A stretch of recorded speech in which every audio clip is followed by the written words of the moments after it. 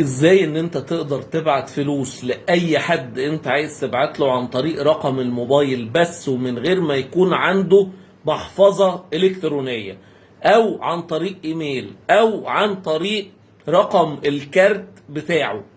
3 حاجات تقدر ان انت تبعت بيهم. تعالوا نشوف ايه هي التفاصيل الاول مع بعض.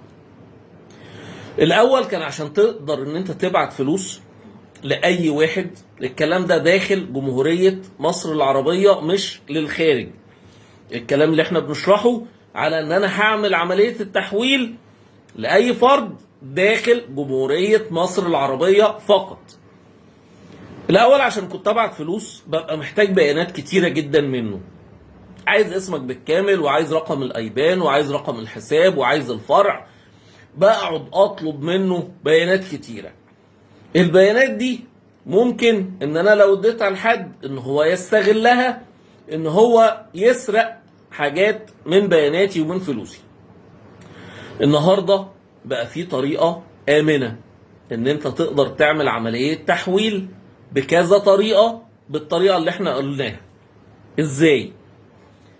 رقم الموبايل بتاعه اللي متسجل في حساب البنك. النهارده حضرتك كل واحد عنده حساب بنكي بيسجل رقم موبايل موجود في قاعدة بيانات البنك، اللي بيجي لك عليه رسائل لما بتسحب فلوس او بتيجي تعمل عملية شراء.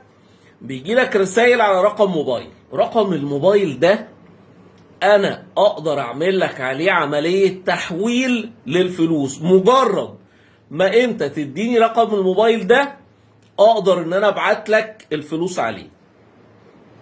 الطريقة التانية اللي احنا قلناها رقم كارت البنك. رقم كارت البنك يعني ايه؟ كل واحد فينا بيبقى معاه كارت البنك بتاعه، من بره عليه مجموعة ارقام، 4 كده، مجموعة ارقام جنب بعض، ومكتوب عليها الاسم. مكتوب عليها الاسم بتاعك. حضرتك لو اديتني الارقام دي والاسم اللي موجود عليها بس من غير اي بيانات تانية، هقدر ان انا اعمل لك عملية التحويل. طيب، طريقة التحويل ايه بقى يا جماعة؟ في برنامج اسمه برنامج انستا باي. برنامج الانستا باي ده تابع للبنك المركزي المصري، مش لأي جهة خاصة ولا أي شركة خاصة. ده تبع البنك المركزي المصري، فمتأمن تأمين جامد، محدش يقدر يدخل يسحب منه أي حاجة.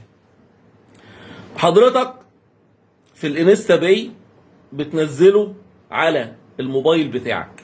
ده تطبيق بتجيبه من جوجل بلاي، تنزله على الموبايل بتاعك وتبتدي تعمل فيه اشتراك.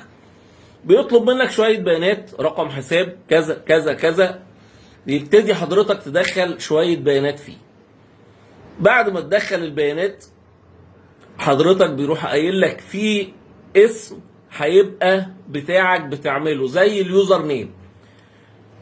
الاسم ده بيبقى زي عنوان البريد الالكتروني. الاسم ده انا ممكن ابعت لك بيه برضه فلوس، بمعنى ان ممكن حضرتك تقول لي ايه، انا اسمي جمال على الانستا باي. حضرتك كتبت لي رقم الاسم ده اللي هو جمال على الانستا باي، واديت لي الاسم اللي مكتوب بالظبط، انا اقدر ابعت لك عليه فلوس. يبقى كده انا اقدر ابعت على ايه؟ الايميل، الاسم ده اللي هو زي الايميل بتاعك على الانستا باي. جوه لما تدخل في الانستا باي بيدي لك اوبشن يقول لك ايه، دخل رقم الموبايل اللي انت عايز تبعت عليه فلوس. رقم الموبايل ده اللي احنا قلنا عليه اللي هو متسجل في حسابك البنكي. دي طريقة. والطريقة التانية برقم الكارت اللي احنا قلنا عليها. هناخد الرقم، هناخد الاسم، مجرد ما بتدخل الرقم والاسم تقدر ان انت تبعت الفلوس. والطريقة التالتة اللي قلناها اللي هي الاسم المستخدم على الانستا باي اللي هو الايميل بتاع الانستا باي. كده في 3 طرق. طب الطرق دي تنفعني في ايه؟